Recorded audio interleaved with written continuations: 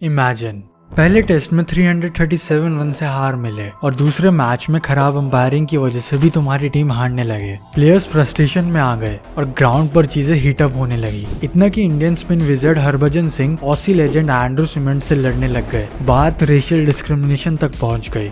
But क्या वो सब सच था? क्या भज्जी ने सच में सीमेंट्स को कुछ गलत कहा था, या फिर बेकार अंपायरिंग की वजह से मिली हार को इंडियन टीम डाइजेस्ट ही नहीं कर पाई? आखिर क्या थी ये कंट्रोवर्सी?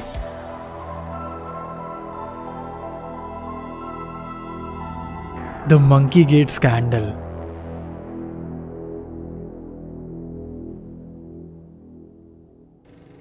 Pre-match scenario. साल 2008, वेन्यू था Sydney cricket ground. Australia versus India का वो टेस्ट मैच आज तक लोगों के दिल और दिमाग में बस चुका है। नॉट बिकॉज उसमें हम बहुत बुरी तरह से हारे थे और इंडिया की काफी बेइज्जती हुई थी, या फिर सचिन ने ब्रिलियंट सेंचुरी स्कोर करी थी, बट उस मैच में क्रिकेट को एज अ स्पोर्ट नहीं बल्कि एज अ मजाक देखा जा रहा था। Now this is where he is asking the captain, did he catch it?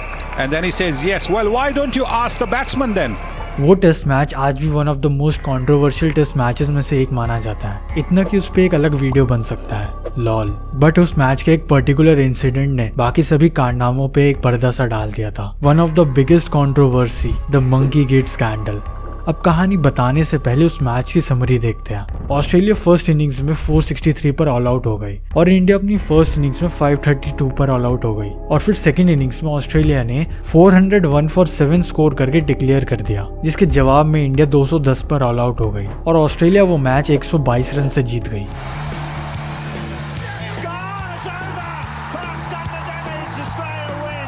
India वो मैच दुनिया की सबसे बुरी और बेकार अंपायरिंग की वजह से हार गया था।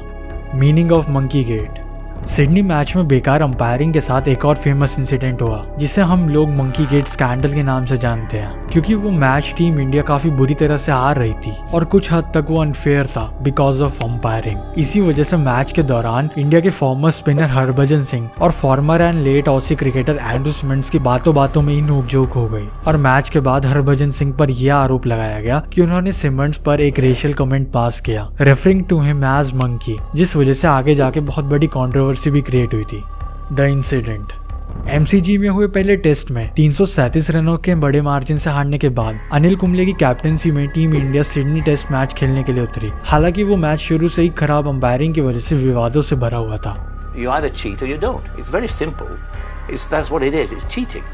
इसलिए जब इंडिया बैटिंग करने के लिए उतरा तब गुस्सा प्लेयर्स के अंदर पहले से भरा हुआ था। हालांकि सचिन तेंदुलकर और वीवीएस लक्ष्मण की सेंचुरी और साथ में सौरव गांगुली के शानदार हाफ सेंचुरी से यही लग रहा था कि इंडिया फर्स्ट इनिंग्स में इजीली लीड ले लेगी, लेकिन इंडिया की बैटिंग के 116वें ओवर के अंत में जो हुआ उसने आने वाले महीनों के लिए क्रिकेट की दुनिया को हिलाकर ही रख दिया। स्कोर 451 फॉर 7 था और ऑस्ट्रेलियन टीम हताश हो रही थी। Fast bowler Brett Lee moment को गर्म कर रहे थे और हरभजन सिंह को बैटिंग में तेज झटके दे रहे थे। ब्रेट ली की ओवर की लास्ट बॉल को डिफेंस करने के बाद हरभजन विकेट की दूसरी तरफ चले गए और सिमंड्स के साथ एक या दो बातें बोलने लगे, कुछ ऐसा जो दूर से सबको नॉर्मली दिखाई दे रहा था। बट फिर दोनों के बीच में बातें हीट अप होने लगी। हालांकि थोड़ी देर बाद सिचुएशन ठीक हो गई, लेकिन दोनों की वर्बल फाइट के कुछ सेकंड के अंदर on field umpire mark Benson ने हरभजन के लिए कुछ गलत शब्द कहे, जो कि कैमरा पर इजीली विजिबल भी थे। इसके बाद ऑस्ट्रेलियन टीम ने अंपायर से कंप्लेंट करके बताया कि हरभजन सिंह ने एंड्रू सिमेंट्स के ऊपर रेसिस्ट कमेंट पास किया था, क्योंकि उन्होंने सिमेंट्स को मंकी कहकर रेफर करा था। और फिर जल्द ही रिकी पॉन्टिंग और मैथ्यू एडन दोनों ने हरभजन सिंह के साथ लंबी देर तक अलग अलग बातचीत करी।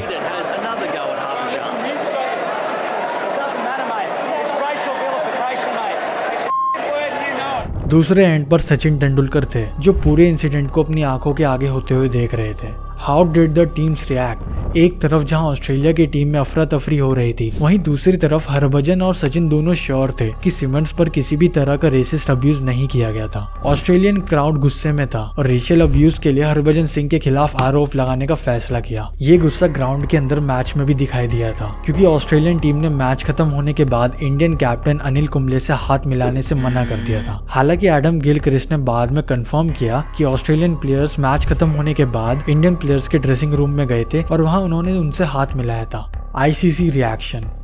मैच खत्म होने के तुरंत बाद मैच रेफरी माइक प्रॉक्टन ने 4 घंटे की सुनवाई के बाद अपना डिसीजन सुनाया कि हरभजन ने आईसीसी के कोड ऑफ कंडक्ट के लेवल 3 को तोड़ा है और उनके ऊपर 3 टेस्ट मैचेस का बैन लगाया जाएगा, which was totally unexpected. Verdict सुनाते हुए प्रॉक्टन ने कहा, I am satisfied beyond a reasonable doubt that Harbhajan Singh directed that word at Andrew Symonds and also that he meant it to offend on the basis of Symonds race और ethnic origin. हालांकि Indian team management इस ban से खुश नहीं था। Even उन्होंने ban के against appeal करने से पहले ही सीरीज से हटने तक की धमकी तक दी थी। इसके बाद एडिलेड की फेडरल कोर्ट बिल्डिंग में ऑफिशियल कोर्ट हियरिंग हुई for this case with Ricky Ponting, Matthew Hayden and Michael Clarke appearing as witnesses for Symonds and Sachin Tendulkar appearing as witness for Harbhajan Singh. Eventually ICC के जस्टिस जॉन हैंडसन ने हरभजन सिंह को not guilty पाया for racially abusing Symonds. That his case will be downgraded from a level 3 racial vilification charge down to a level 2 charge of abusive language. And जो 3 match का ban उनके ऊपर लगा था वो हट गया, बट उसकी जगह उन्हें 50% का मैच फीस फाइन देना पड़ा।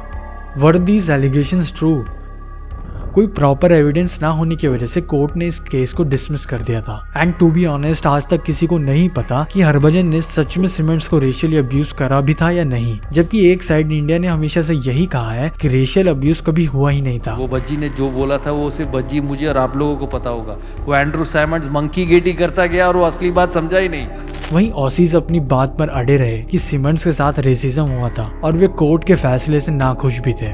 इवन एडम गिलक्रिस्ट ने अपनी autobiography true colours my life में सचिन तेंदुलकर को सोल लूजर तक कहा है।